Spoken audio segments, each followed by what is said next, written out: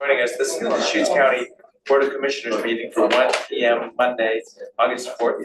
We do have a little bit of different room configuration, so there's 2 seats instead of it was going out to the corner with 2 tables. The idea is just that it kind of rounds out the video, so somebody can't hide in the corner there. So, but please just feel comfortable to step up when we're doing that. At this time for citizen input, is there anyone with any items that are not on the agenda? Went online. The raised hand. Okay. So yeah, 2025. Well, any other updates? We just finished up the county fair, had a great community breakfast, Black Group breakfast Sunday morning, but county breakfast Saturday morning also. So some real good times out of the county fair. Crazy weather at the end of the day yesterday. Any other thoughts or want to share? I believe the gross for the 4-H and FFA auction, hopefully will be way over 1.8 million. So, you know, I heard a lot of amazing members of our community supporting the youth, and they worked so hard. It was so great. My cute story for the day is my neighbor Virginia. It was her first lamb ever. She named me Tsunami quite a few months ago. Oh. Yeah, she worked at my house one day so she could out buy him. And he took off in the ring, and she was holding on the whole time. But Tsunami, yeah, he lived up to his billing, and she ended up getting like double the price. She got $28 a pound. So, you know, nothing like being embarrassed, but getting double the funding. Yeah, so the auctioneer was great. Well, thanks, Bill. When you mentioned you're out there at the auction spotter for many hours, hopefully they give you a break. It was a busy day. Yeah, good. But a lot of money flowing. Thanks for the businesses that participate. Congratulations to all the kids that were involved also. Any other thoughts? Okay, so first item is 2025 legislative session review, Northwest Policy Advocates. Thank you very much for joining us.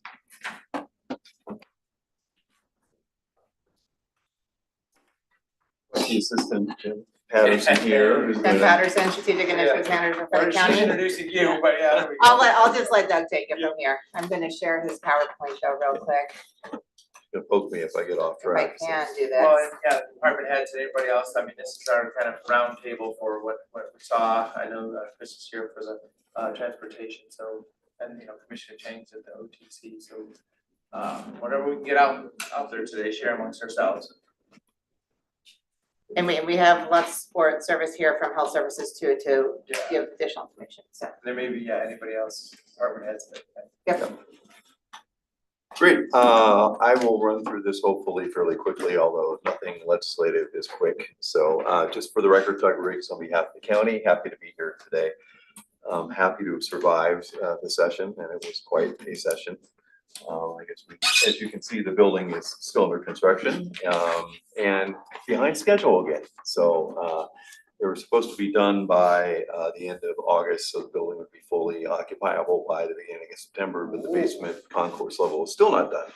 And so it is behind schedule, and they're hoping it'll be ready for February. But it has been I'll tell you, the building, it's a difficult place to work with no cafe, no coffee. So we have to steal coffee from the legislators' offices or borrow coffee. And then no place for really the public to sit. That's the problem. It's like an airport boarding lounge along the area rooms. And it really does make it quite a bit more difficult for the public to be engaged and involved, as well as those of us who are in the building every day. And all three of you are in the building quite a bit, so you well know that. So next Recommend them Lee Randall for a little while. Mm-hmm. Yeah, project management. Yes, exactly. Just a few pictures that you can take a look at your leisure.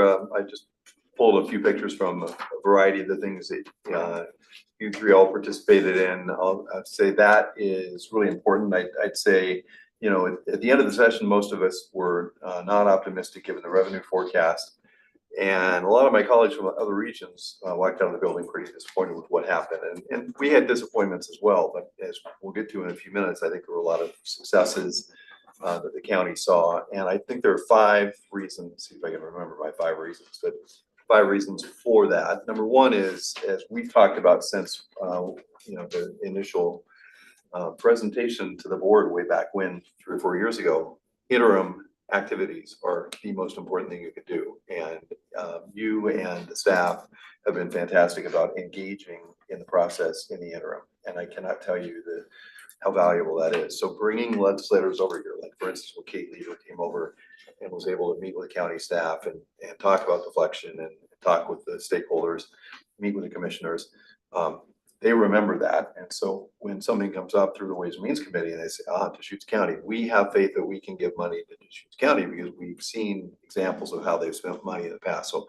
commissioner engagement, staff engagement, both at the local level with our delegation and also at the statewide level. So we don't just work with our local delegation, we work with all the state legislators. I think that's key. The connections that you all have through your various activities are really important. The third thing I'd say is I emphasize the staff involvement. The staff are involved in a lot of the AOC subcommittee groups and with the things like AOC, MHP, public health organizations.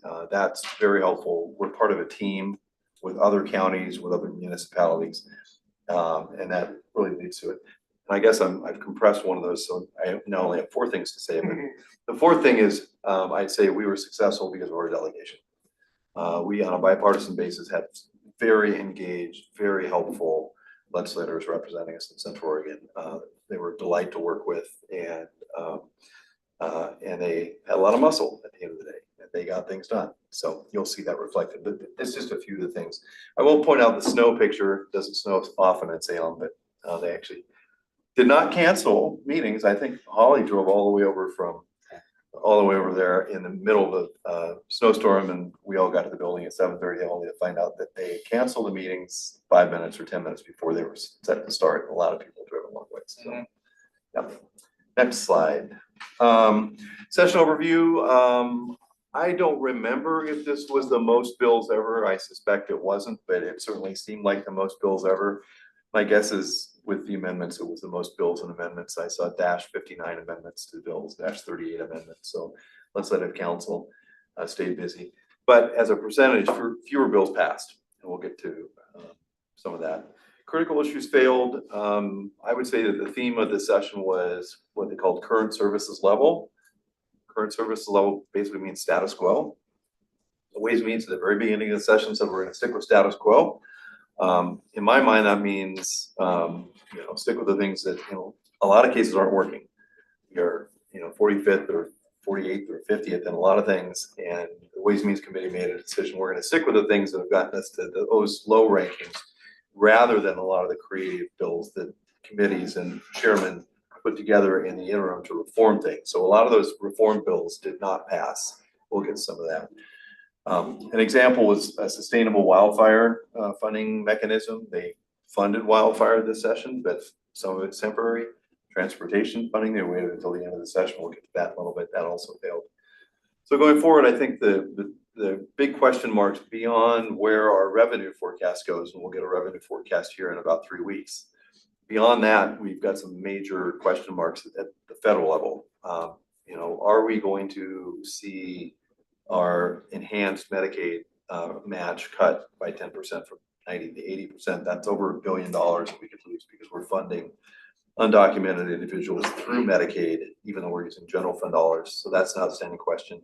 The second is the hospital provider tax. We got a waiver to tax hospitals at 6.5%. The statute says you can do it at about 3%. So will the administration say, no, you can only tax up to what is statutorily allowed? And those 2 questions have to be resolved. Last thing, just from an overview perspective, as you all know, is that the governor has called a special session on August 29th. I've talked to several legislators this week.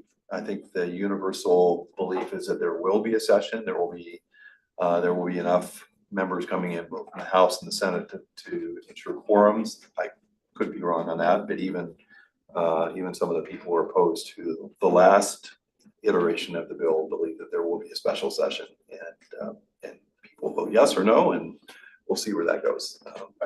Critical issues.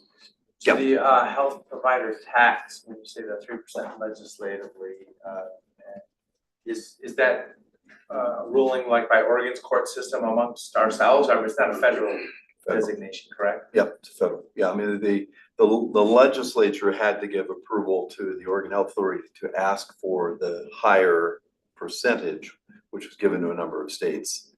But it'll be a decision by CMS and the Bureau of Primary Care as at the federal level as to whether or Oh, not, the federals can make the the decision. federal make I the was just decision. wondering who's making this. Yeah, whether or not we're compliant with federal law. Whether they're gonna cap us or not, basically, Yeah. on this revenue Yeah. source. And that actually, you know, the loss of the Medicaid match would be, as I understand it, about $1 billion biennium, but the reduction in the healthcare provider tax, if it goes back to 3%, and we can only be matched up to 3%, that is, I understand, over $4 to $4.5 billion in enhanced match through that mechanism. So that would be a very large reduction in the state budget. But right now Oregon is 34% on Medicaid. And It's a very high percentage. yeah, it's one of the highest, Yep. yes. But our school funding is actually, we're 15th most. So even though our kids are testing at the bottom, the funding for the state program is, I think, number 15 in the nation, Yep, it is a high percent. Yeah. But, yep. 15 or 14. Just an overview slide. I stole this from someone else from Elpro. I'm not gonna take credit for it. I do graphics, but my graphical skills are probably not quite at this level. But you can see the number of House bills, Senate bills, the number of bills that went to the governor, 640 out of, well, this has 3,300 and then the proposed amendments. So we're talking close to 6,000 total pieces of legislation with amendments. Remember, a lot of the amendments are like gut and stuffs or 48-page replacements, or so an amendment in legislative parlance often is as difficult as a bill.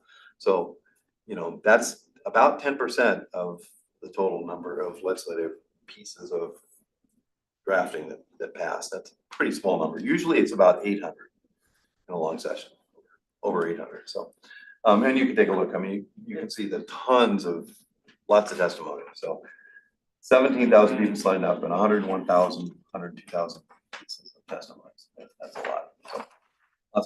So next slide. So as I said, and I wanted to put this right up front, from a region, and I didn't throw in some of the things that Crick and Jefferson County benefited from in Wasco County, but as a region, you know, we had a lot of successes funding important things. So there's a few of them, Core 3, the Children's Psychiatric Facility, the Juniper Mitigation Water Restoration funding from COIC to help manage that, make sure it heads in the right direction, money for monitoring, High Desert Museum and Mosaic got funding. The one change I'll point out this session versus previous couple sessions is the Ways and Means Committee did much less, and I'm going to fund an individual project, this project, that project, this project. Instead they had pots of money in certain cases, and the next 2 or 3 are kind of examples. So the behavioral health housing funding for residential funding, both adult and some children's funding, is a bucket that OHA will have to decide how to allocate. Housing infrastructure funding, instead of funding a lot of individual projects in housing infrastructure, they provided a small amount of funding to be run through the business development department with OHCS providing input. Industrial readiness bonds, which have always been a big issue for municipalities. And then one thing that changed kind of in the last couple of weeks was shelter funding, homeless shelter funding. Was very unclear, so kind of unclear from reading the bills, but we believe that it is actually $205 million in real money for the biennium. And then I threw the last one in because I know you all heard of it when you were at Warm Springs, and the Warm Springs are our partners, but they got $1.5 million to upgrade the museum, which I think is kind of cool. So other related priorities, and some of this is still a little unclear as far as the overall amount of money for county fairs and how it divides into pieces. But county fair issues were something that came up in the commission meetings a few times. There was money for county fairs, including a couple of specific county fairs. There is money for fire protection expenses. There is a new tax, which we'll get to in a moment, on oral nicotine products. And then there's, they largely funded wildfire. The bulk of it is through a SPA, or special purpose appropriation money, which is money that they give to the E-Board And as expenses come in, the board can meet and vote and allocate funding. So unlike last session where they got to the end of the firefighting season, they didn't have enough money in their budget to pay the contractors. This session, this year, they believe that that's sufficient to be able to pay their bills.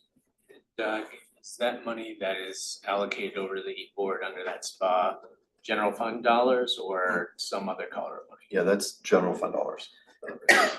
So, Yeah, so it's readily available. It's not bonding money that would have to be.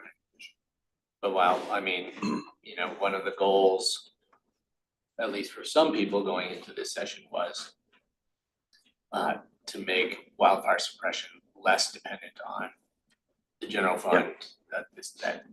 That allocation basically Yeah. means that we didn't accomplish. Didn't happen, yeah, yeah. And there was a lot of drama around that and the holding back of the wildfire maps bill to try to break discussions loose. But honestly, from my discussion with both sides, I think there was bipartisan frustration each way about the situation. Clearly, we didn't get to where I'd hoped to be, so, yeah. And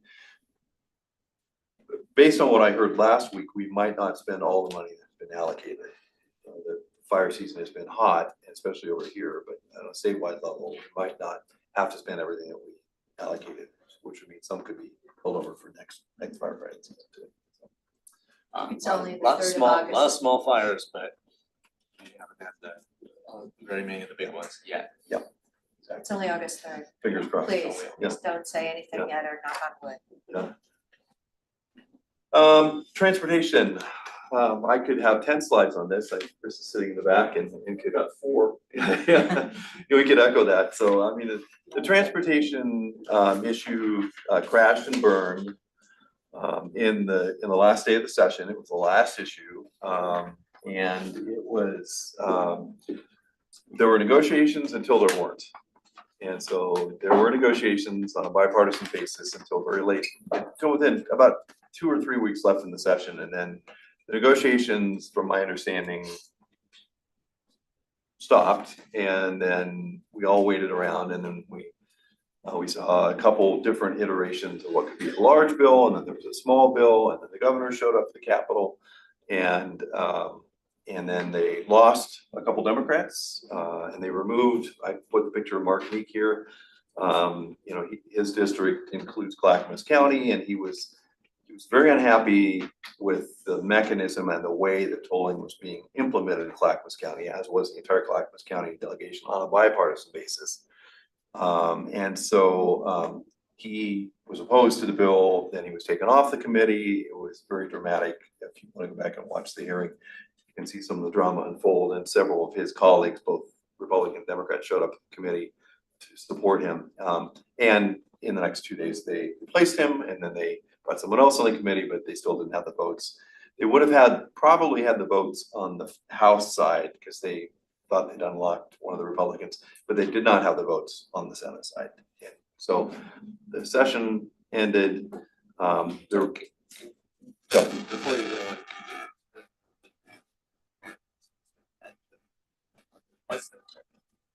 well, there was cleanup language to continue the authority to be able for the department to toll. So what happened is in House Bill 2017, in 2017, the big package that included the Clackamas County projects, the Rose Quarter, and fully funded 217 and put $1 billion for the I-5 bridge. There was language that allowed the department to toll, but they would have had to come back to the legislature. In 2021, that language in an amendment that almost no one saw because the session was remote for everybody except for members in it. They changed that, the ODOT greater authority on tolling, and the legislature felt like it gave less tolling. This language extended that. This language that he's holding up extended that tolling language and made some technical changes. So it preserved the existing tolling authority that had been modified and changed in 2021. That's what he was upset about. So it wasn't language that said, here you're going to go toll something. It was language that preserved the ability of ODOT to propose tolls and enact tolls for certain projects, and that's what he objected. And I understand that that has now been taken out of the bill that will come before the special session. So. So. Outstanding issues, and this is changing daily, and none of us actually seen the bill. We've seen talking points that, AOC has sent out talking points and others. But there's highway cost allocation study, there was a court decision on that determined that truckers are paying too much and passenger vehicles are paying too little, so that's an outstanding issue. There's the fact that there's no great streets or safe routes to schools money that has a lot of people upset about it. And then I'd say that the number one issue that has held this up and really preventing Republicans from getting on board is the governor's executive order issued in January on project labor agreements. Of course, some issues kind of this enacts kind of a statewide requirement. Republicans, I think, to get most of the swing Republicans in support of something, this is a change would have to be made, and I don't think that is going to be changed. So, and the last thing is, my personal view is that if they had come out with real solid accountability measures back in March, and then sat down and been able to work on things, that would have been advantageous versus waiting until the end of the session and putting a few small things into the bill that came out. I think there's still questions about, what's the structure of ODOT and who's managing business operations, who's doing contracting.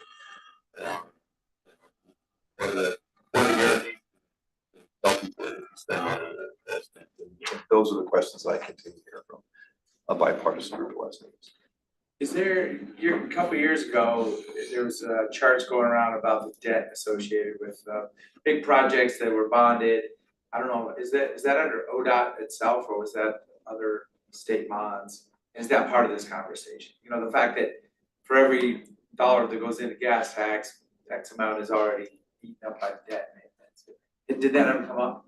That came up less this session, but that has been a talking point and a concern. And that's a part of the mechanisms allocated towards debt. What we're talking about now is purely maintenance, and so it's not going to incur any debt of significance, and so that really So hasn't it's been. just recurring dollars. It's of the existing, ODOT allocation, a significant portion is debt service. Based on all the House Bill 2017, the Jobs Transportation Act, before that, and bills going back decades now.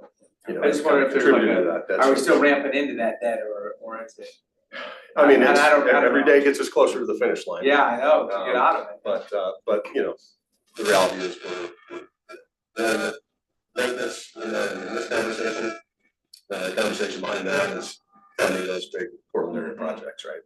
So that would be more of a debt element that any future funding increase would, have to go towards as well. It's important to understand that concern about debt service for large capital projects is HB 2017 heartburn. HB 2017 didn't allocate adequate investment for operations and maintenance. Promised legislators all sorts of bright, shiny, new capital construction projects in their districts to get them to vote for it. And so overextended us in terms of capital investments. And people are so angry about those big capital projects at this point, But they didn't get implemented. that, well, I mean, some of them did, that Fair enough. North Highway 97 corridor project here in Bend was a House Bill 2017 project, for example.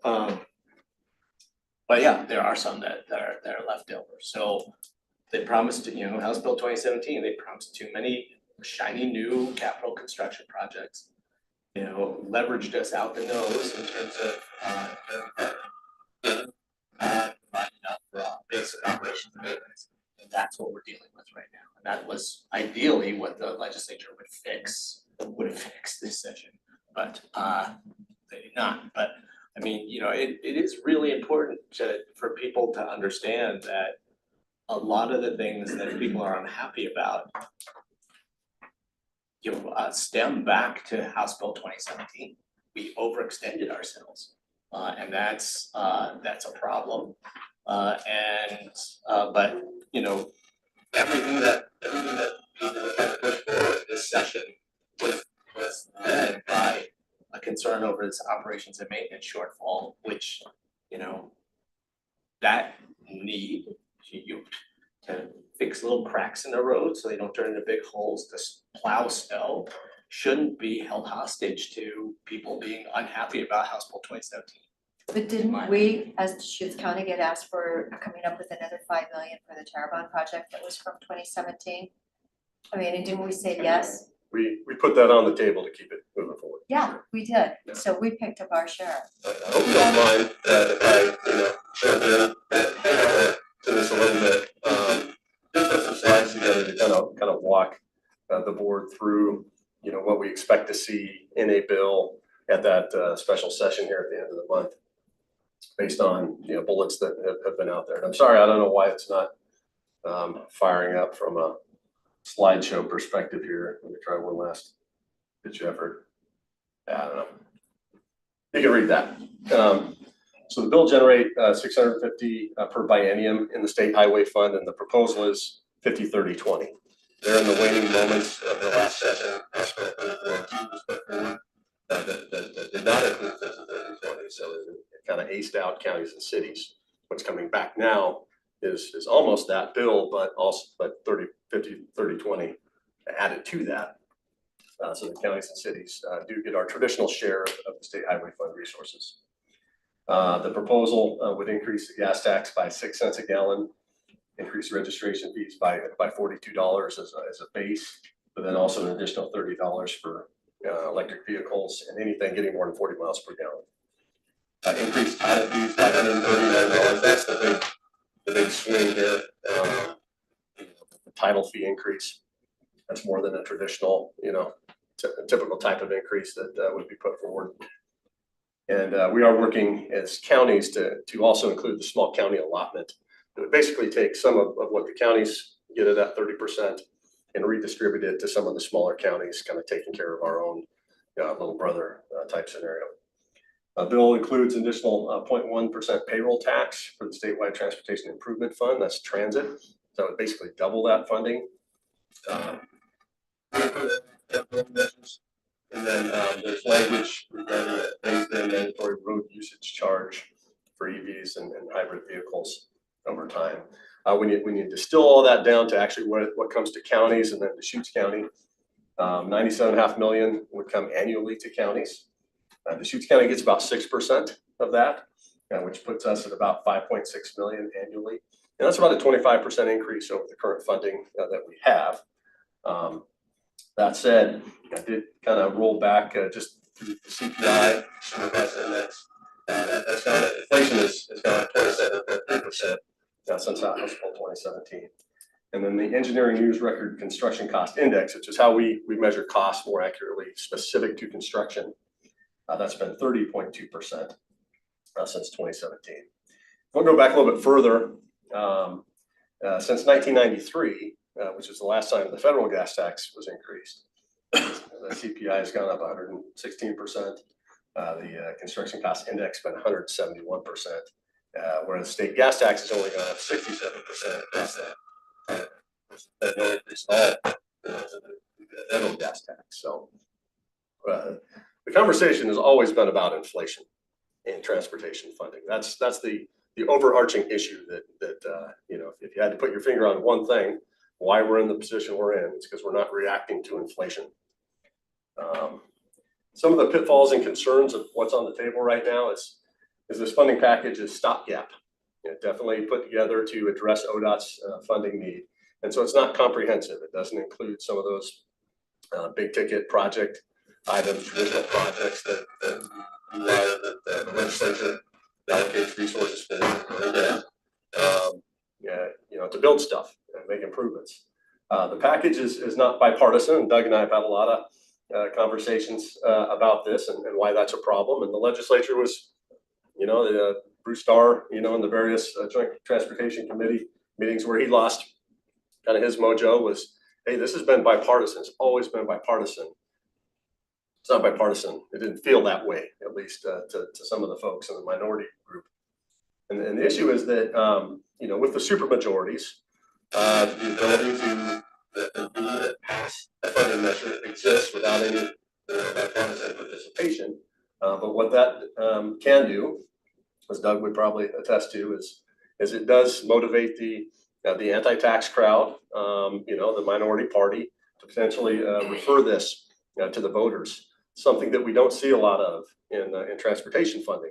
That's what the legislature's job is. They're there to kind of do the dirty work and hopefully shield, some of that from happening and going to voters. Because if it does, there's a chance, very good chance, it's not going to survive a referral.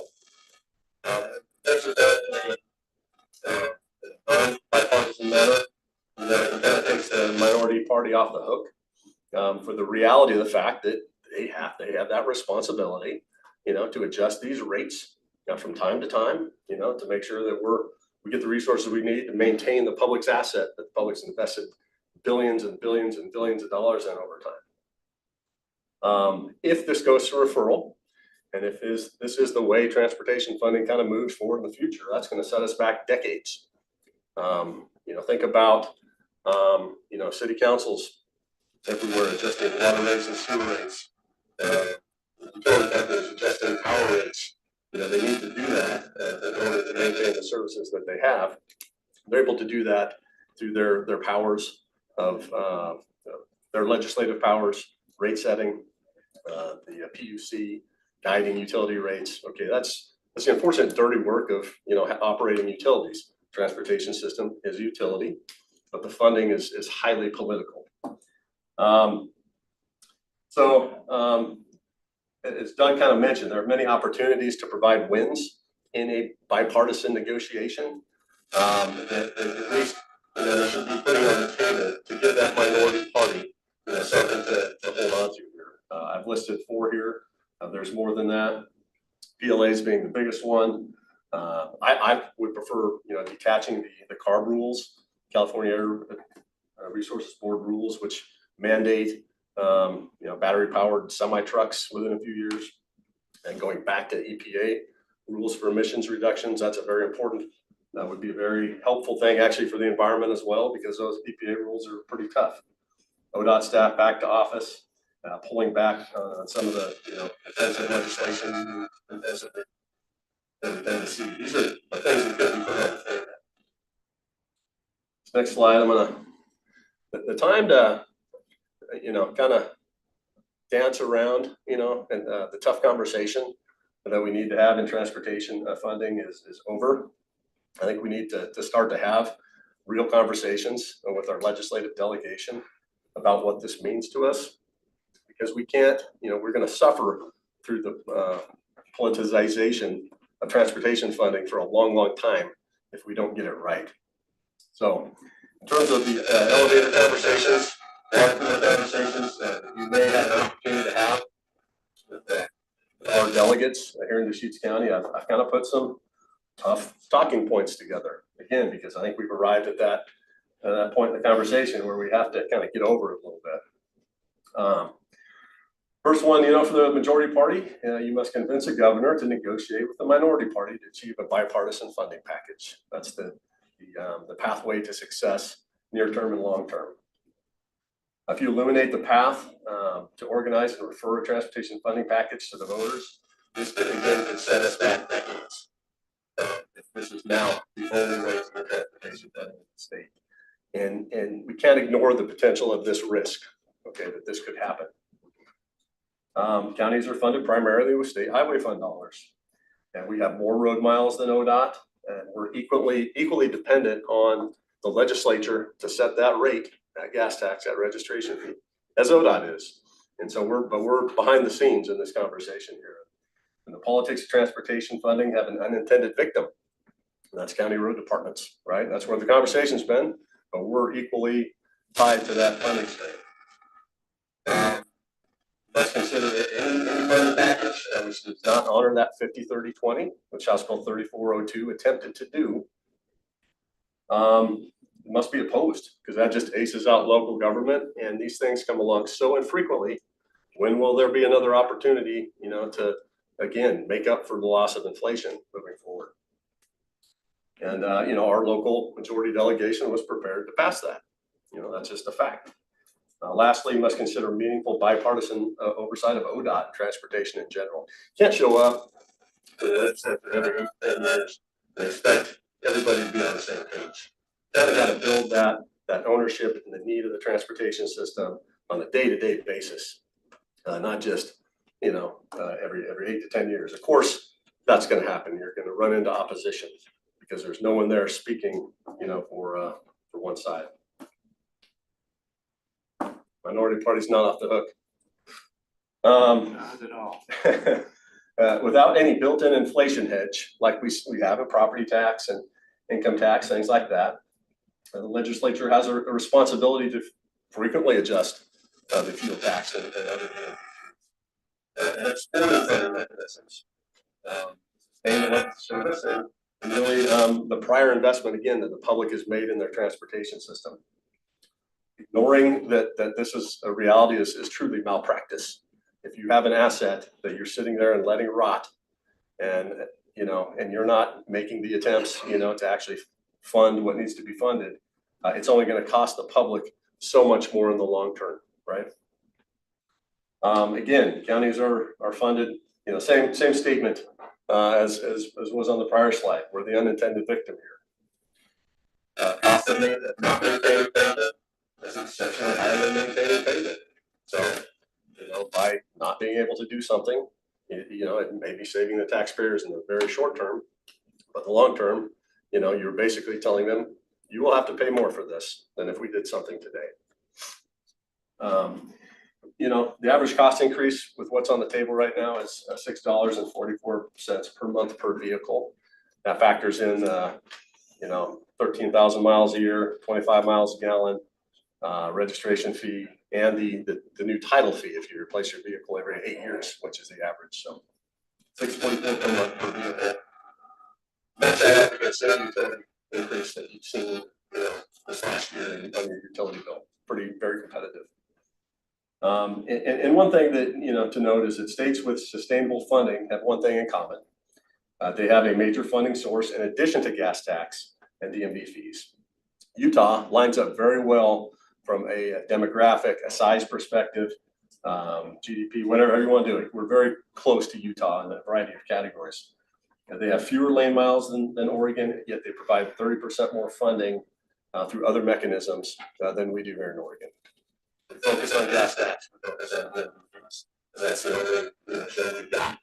But when they're doing it right and doing it well, they've diversified their funding source development.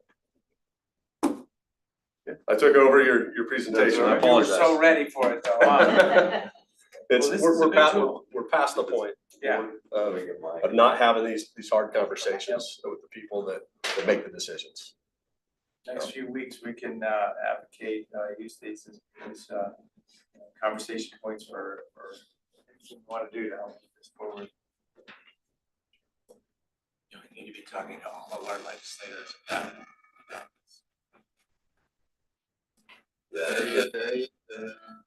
Points to both sides. Yeah.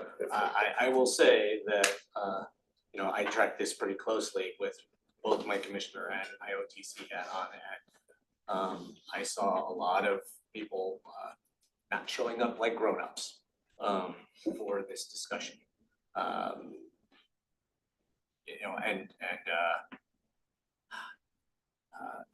Use of grievances for political, for electoral politics, political gain, not policy.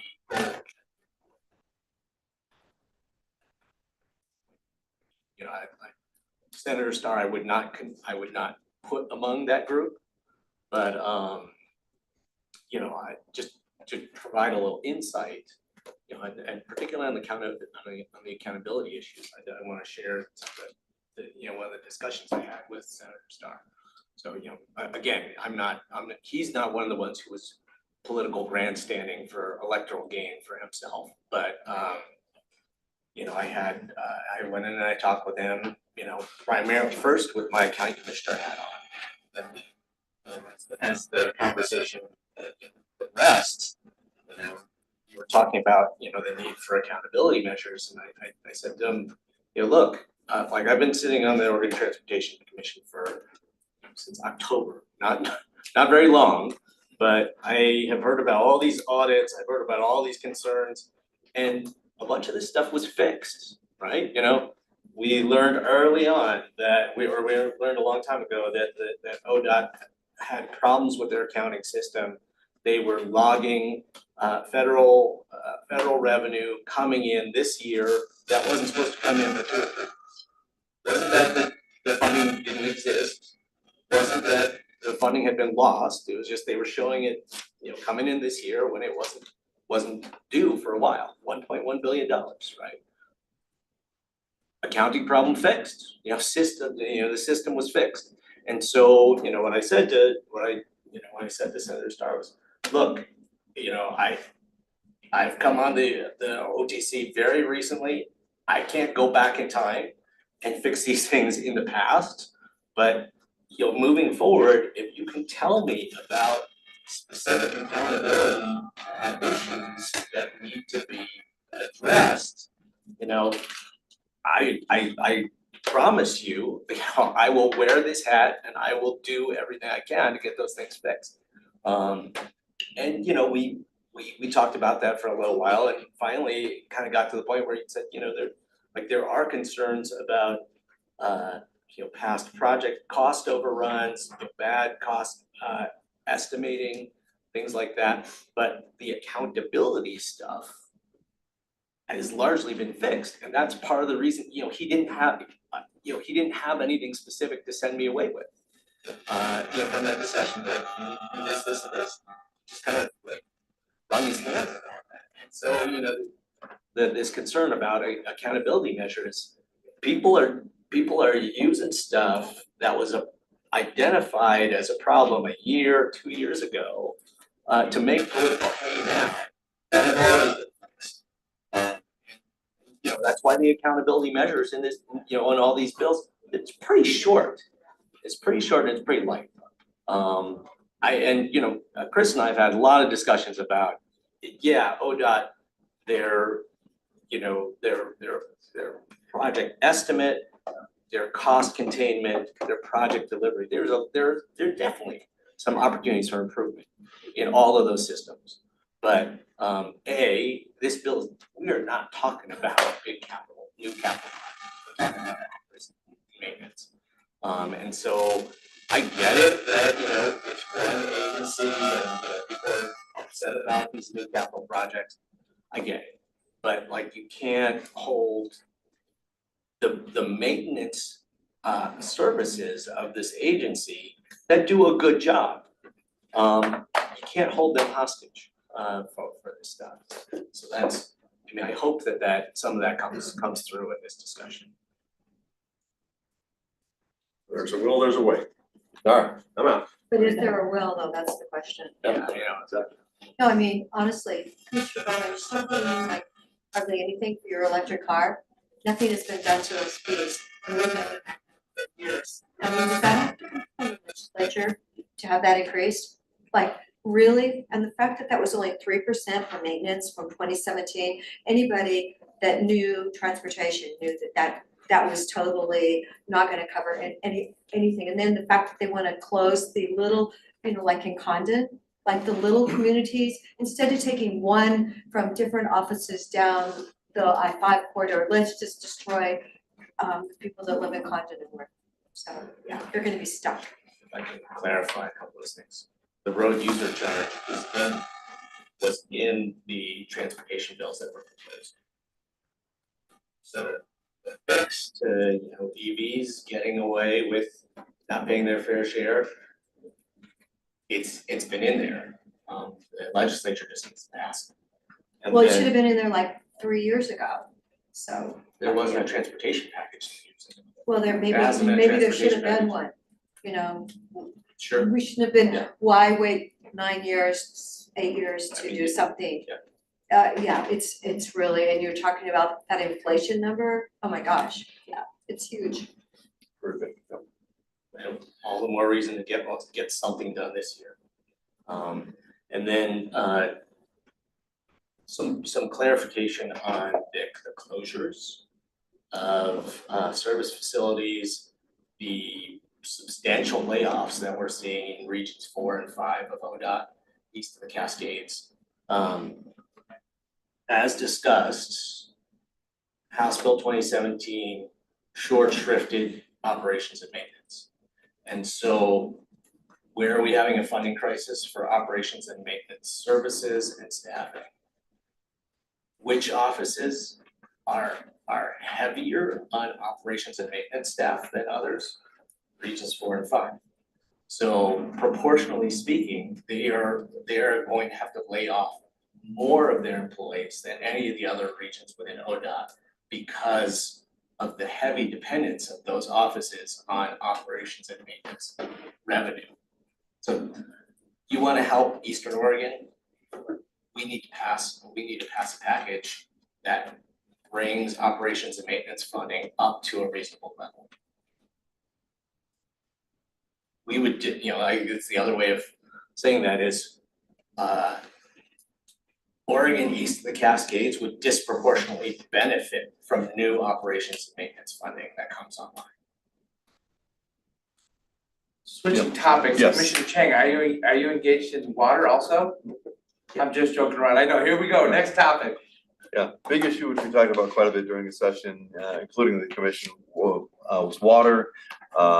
There were two major bills that came out of the governor's office. Both went into a negotiation process, and one emerged and the other didn't. The one that emerged was Senate Bill 1154, which will have some impact on South County, and we'll have to watch how it is implemented and what the opportunities are or challenges are. But Senate Bill 1154 did pass. The other was Senate Bill 1153, which was implementing a number of new measures and approval regulations and opportunity for groups to get involved and issue public comment on very simple transfers of water rights or even location of water. So for instance, if a city decided to move their pump station 800 feet, they would immediately have triggered all of these new opportunities for public comment and engagement, rather than a pass. That'd be kind of a technical move. 1153 did not pass, although they did take out at the end of the day the cities and the counties from the bill. There were still enough concerns that led to that bill failing. So 1154 passed, 1153 died.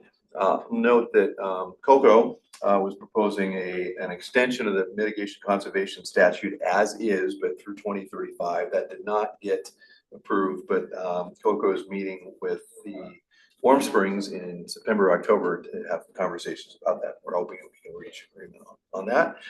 And then there was no money in the bill, which came out of a House bill for water conservation efforts. So lots more to talk about water, but those are the highlights. So for 1154, yeah, we'll kind of digest it as an organization, Deschutes County proper, groundwater protection. Yep. Southern Deschutes County, we have a long history of wanting to protect the good water that's there, knowing that action needs to happen at some time. So if this is the right tool, it would be interesting to learn about it. Yep. So I would suggest as we move through rulemaking, we watch the department engaging in this, we should be very involved. Keep an eye on it. And it presents a real opportunity for us. Yes. Yep. Particularly this new category of groundwater areas of concern that emphasize voluntary action and incentives to fix problems before we reach the point where a groundwater management area is declared, which means that your water is so contaminated that it's too late to do anything about it. Yeah. One other I would add to your list, and we should all know that the water bank legislation passed Yes. on this session. That's right. Didn't see that on your Yeah, list, but not here. I think this is elsewhere, but that's also, should have put it on the slide. The opportunity to kind of continue a concept that was piloted here and expand it, improve upon it. All the parties at the table, including the districts and the ag folks and the cities and the DRC, et cetera. So it's a good tool for us. Just really quickly on workforce and contracting, these were two big, very controversial issues. One was Senate Bill 916. This was the big unemployment insurance bill that we all heard quite a bit about. At the end of the day, it did pass narrowly, but it did pass. It was the priority of SEIU and AFSCME and the unions. It allows public employees to collect unemployment insurance from the currently capitalized, privately capitalized unemployment insurance trust fund But the one change that was made before final passage was reducing the number of eligible weeks from 26 to 10. So that passed. One that has to go through rulemaking that I think all municipalities will have to keep an eye on is House Bill 2688, which is expands the definition of public works to require prevailing wage on bespoke products that you're acquiring from outside contracts or sources. And the definition of bespoke and what this covers is going to have to be determined in accordance with ORS. So this will be something that is ripe for more clear definitions, but will certainly have an impact or could have an impact on costs or procedures for cities and counties. I won't go into all the housing bills, lots passed on the housing, but you can take a look. One of the things I'll point out is that a bill to extend the opportunity for local improvement districts to be formed in areas adjacent to UGBs, but outside the UGBs was passed on Senate Bill 967. Cities, of course, within UGBs go to property owners and try to put together LIDs. It has to be approved by the majority of the property owners. This has been used extensively inside the UGBs. Now it's an opportunity for property owners in county areas to work with their taxing bodies to see if they want to put together an LID, especially in areas which might be annexed into the city at some future point. So this will go through rulemaking as well, but that passed. I'm through House Bill 3145 on here. It's an issue that I worked on a little bit, but extending existing LIP funding towards modular housing, which studies have shown and other examples in other states have shown is less expensive than stick-built housing. It also takes advantage of some really innovative construction contractors in the timber industry work in modular housing. Might be a really good opportunity to bring affordable housing into areas. And we can go through the rest of this. I don't want to dwell too much on this, but housing is a big issue. Transient lodging tax, which we of course talked a lot about, and you had a work session on it, got some great input from the local stakeholders here. A bill advanced, got halfway through the process and didn't end up passing, but it would have changed the formula from 30/70 to 60/40. Did not pass, but it's the furthest that a transient lodging tax reform bill has gotten ever. So expect this to come back. Representative Jules Walters was the chief sponsor of that. I expect to see that. And then two bills that are that you heard about a lot and our staff worked on, including House Bill 2089, which is the property tax foreclosure bill, which we provided some very detailed comments on, and thank you to the staff for engaging and helping with that. A lot of that did go into the final version. The final version I don't think is perfect from the county's perspectives, but it moved a lot further away from the original bill that came out, which didn't reflect any of the comments that we submitted. So, and then there will be a ballot measure 5 and 50 task force. So I will keep you posted on schedules of that, but I think that's something we'll want to track. Behavioral health, I think that I'm going to have some help up here to talk about some of these things, and I won't go into great detail, but this was a big issue. We had some failures and some successes. Impacts did get funded at an additional $10 million. The process for evaluating grant applications through House Bill 3069 was streamlined with a lot of input from this county. We had staff and the commissioner spent time with Chair Krupp. A lot of those comments were reflected in the final bill in House Bill 3069. And then I think most importantly from an impact standpoint, that additional $10 million factors into what is now current services level. So that'll be the baseline from which we'll build. So that's a significant step. So other issues you can take a look at, there are again some pots of money. I mentioned House Bill 2059, which is the residential for adults and also some money for kids. There's lots of money in a variety of bills, but a lot of things failed. A lot of the kind of innovative bills developed during the interim did not make it through the process, especially on workforce issues. So individually, staff will go through these. I don't know if anyone wants to come up with comments. Somebody ready to share? Holly couldn't be here today, but I know there's staff support, so if you just want to come up and talk, you're more You wanna highlight? As I say, this, what did you guys see during the legislative session that we wanna advocate for? I mean, it looks like you're ready, that's why I'm trying to invite you. Yeah. Come on up. Impacts. For us, what this meant at the crisis program is that the funding will be like more consistently a part of the CJC budget, which was good news for us, as well as we were granted an additional number here, 397,000 through December 31st of this year, which brought our budget up to a little over 6 million that we've received from the CJC so far on impacts grant. With our funding shifting and losing some, that was really helpful to sustain staffing for our after hours. And did that come specifically out of the budget allocation for this biennium that we just started, or was that leftover money from last biennium, or? They granted us additional money, so all impacts grantees got no cost extensions, but upon the grant committee's review, they give us that to sustain staffing. But you're not sure where that money is coming I think that came from the additional 10 million. from. Part of It's it, fun. Okay. part of that 10 million. Cleared the path for a more Right. stable future. Right. Or maybe to cover you until you have a chance to apply and be awarded for this, To the rest continue of the to biennium. apply. Okay. So all those funds were effective July 1st of 2025, in spite of the fact the governor had not yet signed the bill. I think she signed the bill. I think she Last has, week, yeah. yes. She's slow walking her signature of variety of bills. And, you know, in the past, there's been discussion about the impacts grant, you know, kind of having different, you know, flavors each biennium.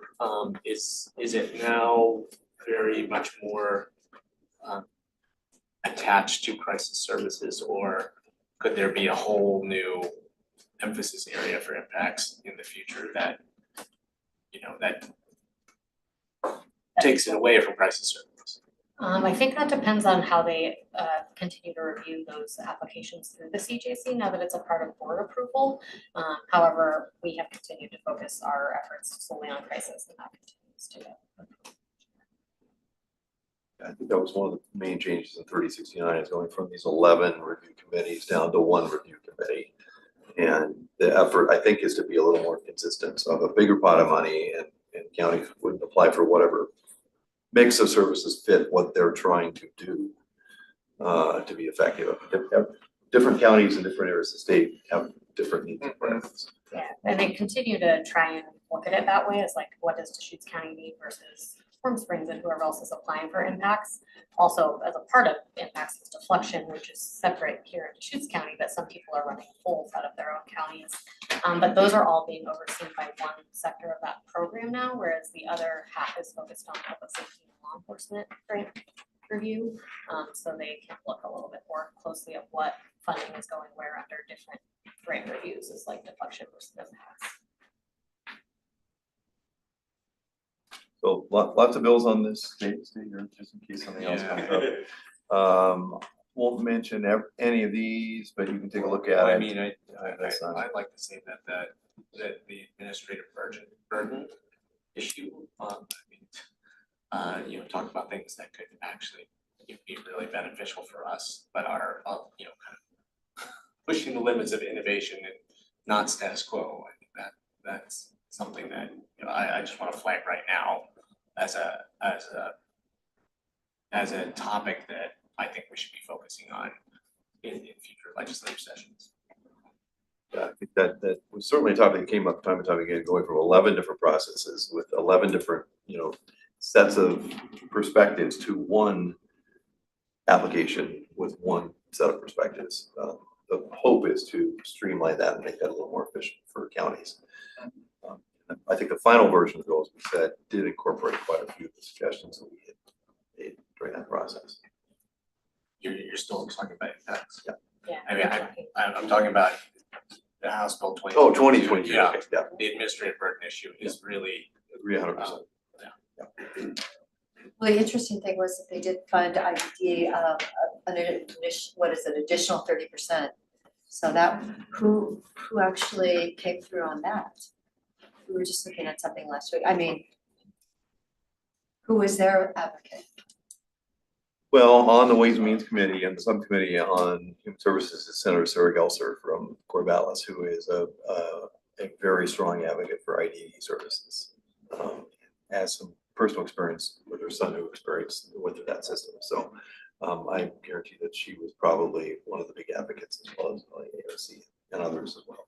Paul Partridge should be online if I wanted to ask him a question about IDE. Oh, There's their IDD and program manager. hi, Paul. Yeah, was there a specific question, Commissioner? No, I just remember seeing you in Klamath Falls testifying with me. Yeah. And, you know, you were successful. Well, yeah, we do consider, I mean, that 30.4% increase is really current service level, not really more because it takes into account caseload growth over a biennium. So it really kept us fairly flat. We still didn't get the 100% funding to the workload model that's indicated, but yeah, we did consider it a success given the budget forecast. Great. Yeah, I mean, and also in terms of legislators who were involved, I made a visit to Representative Valderrama at some point to the one of the two co-chairs of Health and Human Services Ways and Means to just talk about a lot of this stuff. And that subcommittee was moving things forward as a bundle. I mean, there was a whole package and it included many of these things that, you know, ultimately did get funded. And, you know, really appreciated. It was one of the governor's priorities. It was clearly a priority for the Health and Human Services Ways and Means Committee, and we got some good things. Didn't get everything. But one other piece of this that I'd like to ask about is these residential treatment dollars under House Bill 2059. I mean, what do we need to know in order to be pursuing those funds for our region, you know, kind of moving forward? Commissioner, that's an excellent question and one that I posed to OHA this week. And their response was, stay tuned and we'll get back to you. So I put down a marker that we wanted to track that and be aware of that. I think that as that's $65 million just the adult systems. We need to be very aware of it. There were a ton of individual requests for behavioral health housing and behavioral health housing supports funding. And every region had a few, which is why, if you go back to my first slide, the fact that we got $3 million for our residential children's psychiatric facility was so impressive because they didn't do a lot of that. So so it was impressive that we got that, but as far as the overall pots of money, OHA will have to come up with a formula and a process, and my guess is that will take several months, but I've asked that we be kept in the loop, and I think staff is probably, you know, and AOC has also made that request, so that's something we'll need to track very carefully, so we're on top of that. And behavioral health is tracking this. Yes. My slide on what was missed out on here, forgot to put it in, but what we missed out on was community corrections. You all know that, so if I told you about it, you already know that we got 0% of the cost study, which means that once again, the legislatures decided that they are not going to be counties for services that they are mandated to require on the agreement that we have made with them. And I was on a call earlier this week with all the AOC and county advocates, and it's a significant concern. As you well know, counties are going to be forced to lay off the individuals who provide really what are cost-saving measures, those wraparound services and connection to services for those leaving incarceration, save money. That it's one of these head-scratching decisions this session that I simply cannot understand why you would not invest in things that save money and therefore drive up costs and increase recidivism. I mean, to me, that decision makes no sense.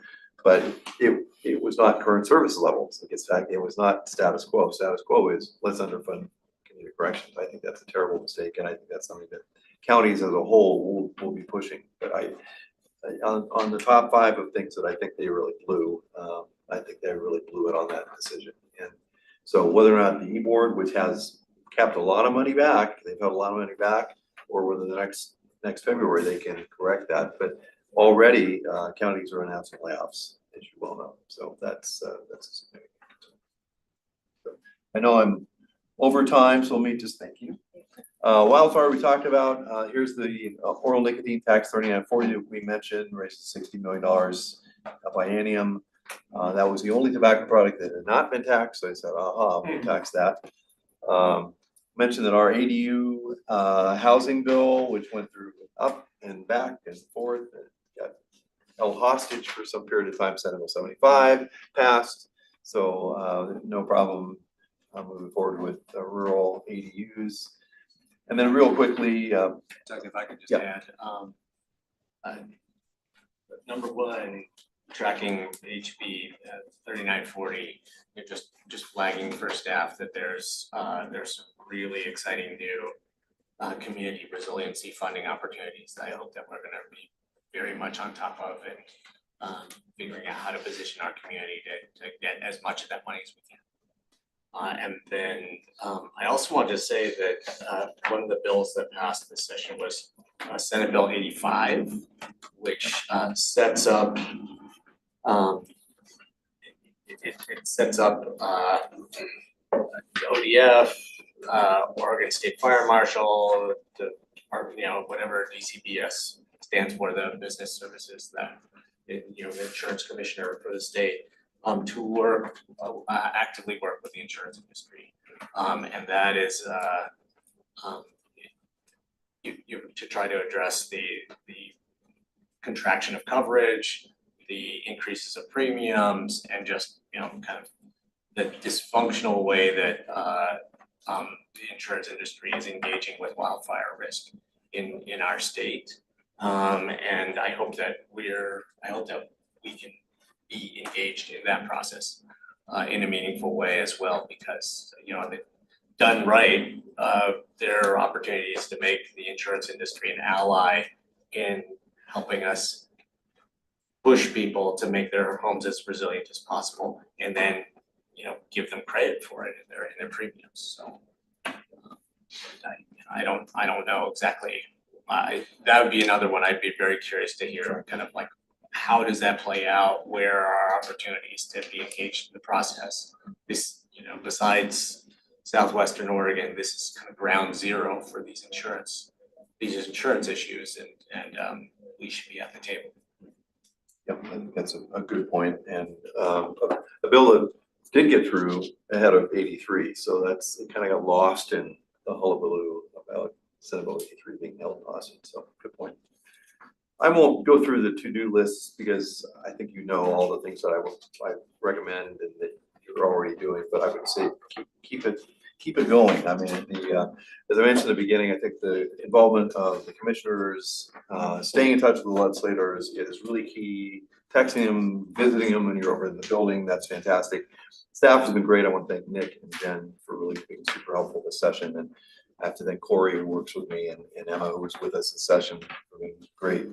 There will be a short session, depending on the revenue forecast. The Ways and Means co-chairs are warning us there might be other special sessions needed to cut funding or to reallocate funding.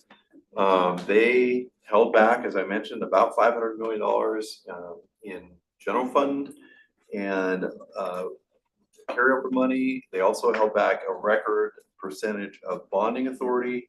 The Capital Construction Subcommittee co-chair told me this week he expects that they will allocate some of that in February. So there is an opportunity there, and we have to wait and see what the Feds do. The Feds, obviously, their decision will affect us. So Can you give a real quick timeline on the short session of when we should start preparing and ramping up? I think we discussed internally the dates and the legislative concepts and bills is pushed back further this year, so it might not come as quickly. Correct. Yeah. So if you could just give a quick update on that timeline. Yeah. So short session will be in February. It'll be a 35-day session. So I don't know what the start date will be. I think one of the good things they did this year is start the session in January. So they got out about a week and a half earlier than typical. I would love them to get out before school ended, so people could actually go to their kids' graduations and take vacations without having to worry about that. So if they started it in mid, it doesn't matter really so much for a short session. So as far as the deadlines go, bill draft, first of all, bills are limited in a short session. So they're limited to 2 bills for House members and 2 bills for Senate members. As you recall, there were 2 members who had well over 200 bills. Senator David Rock-Smith had 240, 250 bills, and Representative Paul Evans had well over 300 bills, one of which was the Spartacus bill that included Core 3. That was good. And he wants to come over and visit Core 3, by the way, so we'll probably see Representative Evans over here at some point. But the deadline for filing those 2 bills is going to be in November, I think November 21st. So we have some time. However, and Jen, this week we're talking about, legislators probably each had a bill or 2 that didn't get passed, since a lot of bills didn't pass. So my guess is most legislators already know what their 2 concepts are going to be. So if we have a concept for a policy bill, let's hear it pretty soon, because we'll need to go to our delegation and ask them if they're willing. Because there'll be a whole menu of items that people are gonna wanna pick from that didn't get done. Didn't get passed, right? Because so much did not pass, right? Yeah. A record number did not, record percent did not pass. So Well, the fact that we're gonna be number 50 in the nation for pharmacies, I believe in September. Is there any way that can be addressed in this short session, or is that going to have to be like someone from Condon's bill? Well, I will tell you, I just met with Representative Rob Notes, who had a work group on pharmaceutical issues and PBMs during the interim, and he tried desperately to get a bill over the threshold this session and did not. He told me this week that that's an issue that he will continue to work on. We have a lot of small town pharmacies closing. Part of that is state regulations, and I part mean, of we it have is pharmacies closing at consolidation. that, Yeah, that's right. they're closing all over. Yeah, it's a real challenge. So So if we scheduled like a board work session in early-ish September, is that giving enough room, or are we looking to start getting those concepts earlier to our delegation? I think if there are concepts that we want to talk about early to mid-September is fine. I mean, our legislators, I think, are hopefully taking a little time off after working feverishly to get their end of session reports out. And gearing up for their special Gearing up for the session. special session, right? So, yeah. I know some of the Central Oregon legislatures are already doing a town hall type event, so they're, that's Yes. more of a wrap up, but, okay, so we'll coordinate internally and look to get a work session on the books for the board to kind of start talking about those concepts, yeah, Yeah. okay, great. And just, I'll mention resources. This is something that hasn't happened in the past, but the Legislative Policy and Research Office has done bill summaries. It's on OLS. You can look them up on OLS for each critical area, all the bills that passed and failed. This is super helpful. And then AOC came out with their legislative report this past week. I think it's 219 pages long. So it's top to bottom. It's scintillating weekend reading, evening reading. But as I mentioned, I didn't have time to touch on all the bills that we worked on, but there's a lot that took place in session. And if you have a question about individual bills, we're always happy to answer. Sorry to take so long. Oh, not a problem, we got very engaged. There was lots to talk about, there's more to come. I mean, one thing I do wanna flag, that I'm interested in having us work on, between now and the next long session, is that transient lodging tax, discussion. I think that, as you said, Doug, it's gonna come back. We're an important county in that discussion, an important tourism destination. I got the impression that some of the fiercest legislative advocacy against was spearheaded by Sherry Hamilton. So, if there's local discussions we should be having to kind of try to tee that up, let's start early. Well, what's your position? What are you thinking? Because we were talking about maybe for future dollars that changing the percentage. They were talking about changing it from 70-30 to 60-40 for Right. existing dollars, Yeah. my understanding. No, I mean, the fact that they tried that and they couldn't get it across the finish line suggests to me that maybe, something a little less ambitious, like just for new increments of tax, might be, might be a more reasonable approach and might be something that they could actually get past, which would work very well for us. Yeah, I'm just making sure you weren't going down different paths. So that's what we talked about before. Yeah. Great. All right, thank you Thank so you. much. Thanks.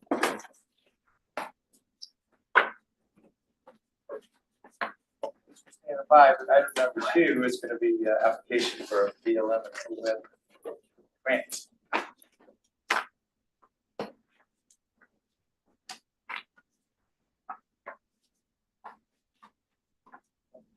Kevin and Lauren, thank you for standing by. I had to let that room clear out. Why is everybody leaving? Yeah.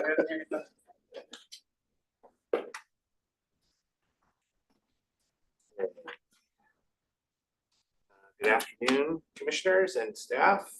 For the record, I am Kevin Moyer, County Forester. I'm Lauren Street, Natural Resources Specialist for the county. And we are here today to ask approval for some applications submitted for the BLM OWEB Good Neighbor Authority Grant Program and the BLM Community Fire Assistance Program, and further authorize the county administrator to accept such grants if awarded. And so these were a couple grants that came through our department, what was it, late spring, early summer, pretty quick turnarounds. We didn't have too much time to apply for them, so we did apply with the nature that it's very similar work that we usually apply for, and then we are here today to ask for approval for those grants. The two grants are based, the first grant is as a sub award through OWEB. It's actually BLM funding. It's been allocated to OWEB, and then OWEB was looking for projects, and that's how it came up. And there's a lot of flexibility with that grant. Really, the primary purpose of the grant is to improve water health in some of the watersheds in local areas. And so we could what we have proposed to use it in similar fashion that we do a lot of our grants, where we could create individual projects for communities that we could award. And then we would also probably use a little bit of it for treating county properties too, because we always got to make sure we're maintaining our county properties. That grant that we applied for was $275,000, with $225,000 going towards community projects and $50,000 going towards treating county property. The second grant. Question on that first one, is there specific projects that are kind of on the shelf that this would fit, or is that just a follow-on? We don't necessarily have shelf stock for it. We would do something probably similar to how we went forth with the BLM Community Assistance Grant, where we create an application process, allow communities to apply, and then see what projects come up, and then issue some awards with it. We do have some flexibility. It doesn't have to be necessarily focused towards fire fuel reduction, but the underlying goal would to be improved watershed health. So, and then go ahead. And so for that, I mean, they probably, to the extent that you want to do like vegetation treatments with that funding, probably, if they're smart, they would be looking at which lands actually have significant impacts on streams. And we don't, as we've discussed many times with Juniper, with Juniper in Deschutes County, there's not that much area. I mean, there's the amount of area that has really significant influence on a White Shoes Creek or Tumble Creek is very small. So I mean, did you discuss that at all in your application, that you'd be kind of like looking for those places that? Yeah, it wasn't necessarily to increase overland flow or to increase water flow. It was really just to improve the the health of watersheds in general. So you could potentially have upland treatments that aren't even designated or adjacent to a watershed, but because you're, you know, reducing the destruction you might get from wildfire, you would inevitably improve that watershed health. So there would be indirect impacts to that. And so that's why there was so much flexibility. It wasn't a directly where you would have to improve flow or improve that specific watershed in general. We were given quite a bit of flexibility with it. We wrote it very similar to the way we write our other projects. So we're really focused more on just fuels management type treatments. Okay, well, I just know that OWEB is, you know, when people float Juniper projects towards them and, you know, argue a watershed benefit, they're pretty sophisticated at looking at the watershed in the specific areas that would have the most benefit for, you know, a river or stream. Yeah. The second grant is the BLM Community Fire Assistance Grant, which is actually a grant that we've been awarded. We were awarded not this year, but the last 2 years, and we have reapplied for basically a new proposal. It would be very similar to the work we did before. We asked for $480,000 with $40,000 going towards indirect costs. 40,000, well, actually, I think 40,000 we offered up as match. The whole project was 480,000. 40,000 would go in as match, just to provide some match to the project. 40,000 would go as an indirect. And then most of it, I believe, would go towards community projects as well. 300,000 would go towards community projects, and then the remaining 100,000 would go towards treating county properties to just maintain all the properties we have. So when will we know if we get that grant or not, since you've already applied? It sounds like it would be the new federal fiscal year is when they would announce the award. So October is what we would find out. Okay, so if we did get it, then can we get that funding out before calendar year end? It'd be pretty challenging to get it out before calendar year end because we would have to come up with an agreement, and then we'd also have to come up with an application process, and then We don't have templates from before? we have templates before, but the agreement, we would have to go through the agreement itself and then actually have an application process where people would need to apply. That alone might be roughly 3 months just to accomplish that.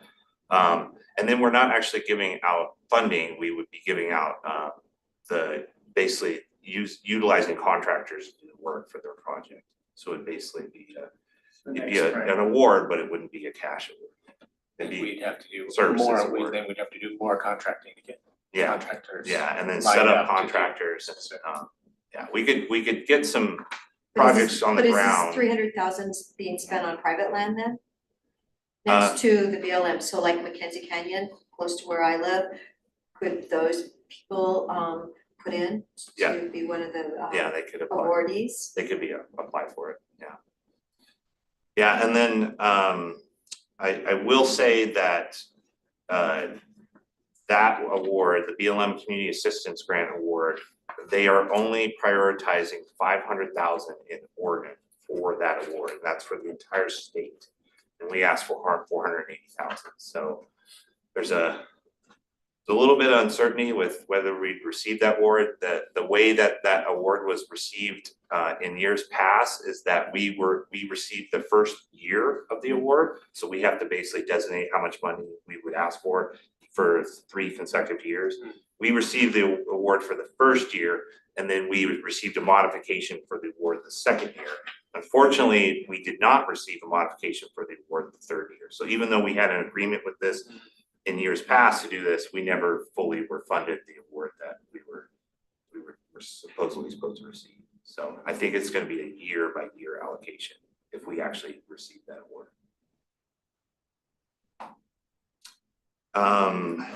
And then I think that's pretty much it.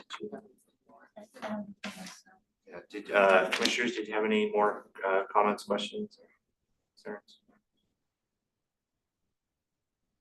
It's good to hear, kind of a vision about what we could do with these dollars, and obviously the OWEB efforts there could be beneficial to the community. I was thinking the Bridge Creek, any work that can be done in the whole watershed is going to be valuable there.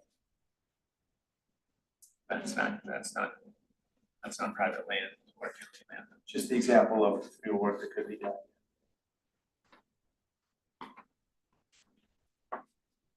Is there a motion?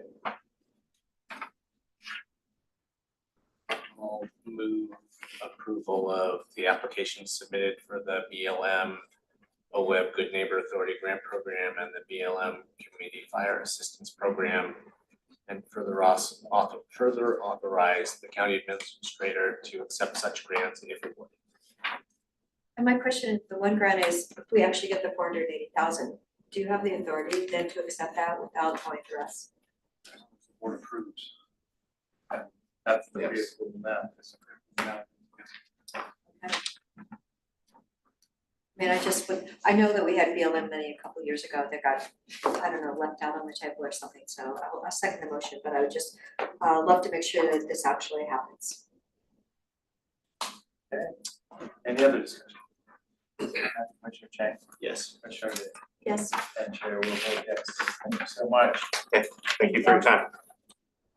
Good afternoon. At this time, other items, and we do have executive session today, two of them. Anything else? We had our meeting last Tuesday, and unfair, a little bit of weather out there. Sheriff was able to join us for that county breakfast, but also the next morning at that group breakfast, so he was able to get out and about a little bit. Practice being the sheriff, so that was good to see. Yeah, what else is coming up? So, I'm gonna attend the audit committee meeting on Friday, just to be in attendance, get a feel for what's going on. So that could be published for multiple commissioners in attendance. It's still a public meeting, just for it to be published. And then North Point Vista groundbreak, so that's tomorrow. That'll be up in Redmond. Many years coming on that one. Yes, let me tell you the story. Okay. Then Housing Works College View Apartments, we're gonna have our board meeting on Monday, or on Wednesday at 9, but we will make sure to be at that Housing Works apartment.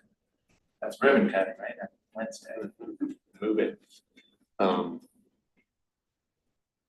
The one other thing I'll share is the consortium of MPOs for the state of Oregon met on Friday, and there was a lot of discussion about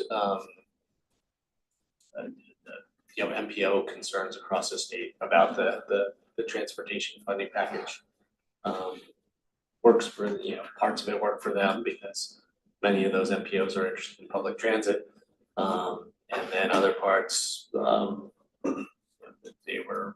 were people who were very interested in also seeing, things like great streets and safe routes to schools programs funded that were left out of this little mini package that is being worked on for the special session. Okay, we'll see you nothing else, we'll go to an executive session. Chute County Board of Commissioners will now convene an executive session pursuant to ORS 192.660. The specific authorization for this executive session is ORS 192.6602D and 2H, which allows the board to meet in order to discuss labor negotiations and litigation.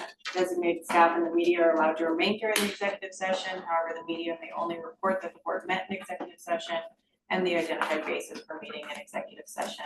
Recording devices are not permitted. No final decisions will be made, and at the conclusion, we will open the doors and invite the audience back into the room. Okay, so we'll go to executive session and we will be back.